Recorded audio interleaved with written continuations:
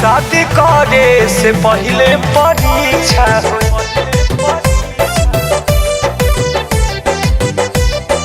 Kalika studio Ara आइल बाड़ लईकी देखे देखल त जाहे द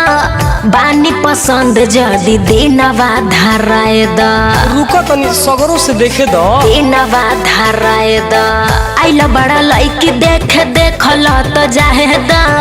बानी पसंद जदी दिनवा धराए द अरे ओहो खबड़ा जो तबे करी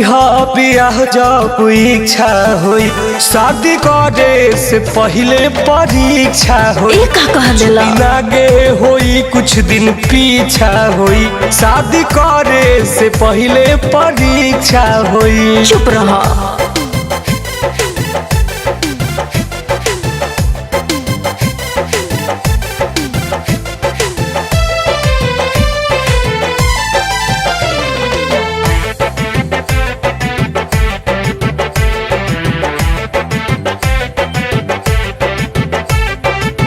शादी से पहले करब हम जांच हो अच्छा हौसल बाड़ू दोसरा से झूठ हो कि सच हो ऐसन मत बोला झूठ हो कि सच कतनो कहब नाच खाइब हाथ सदिया के पहले ना आई तब कैसे होई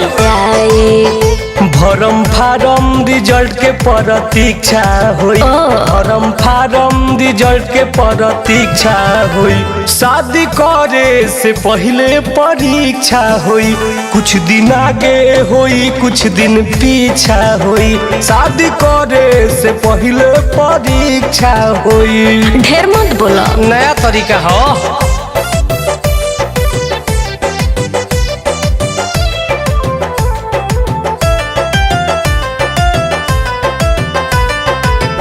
आजकल के लड़किन पनइखे भरोसा दे तारी सा अपना बाप माई के धोखा ढेर जाना तारा अपना बाप माई के धोखा शौक करेला हवा साकी देख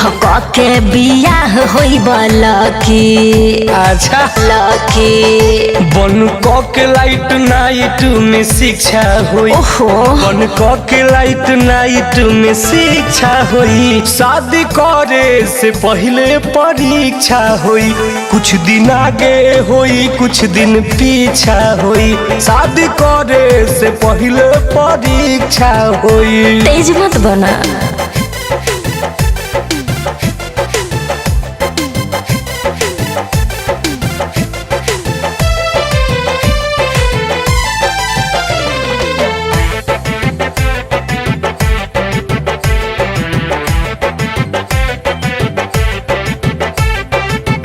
भरी जब मंगिया लियाइब अपना घर में कहब कि केहू बा दीवाना नई हर में ऐसन बात नहीं थे तब का करम दीवाना नई हर सुनील सागर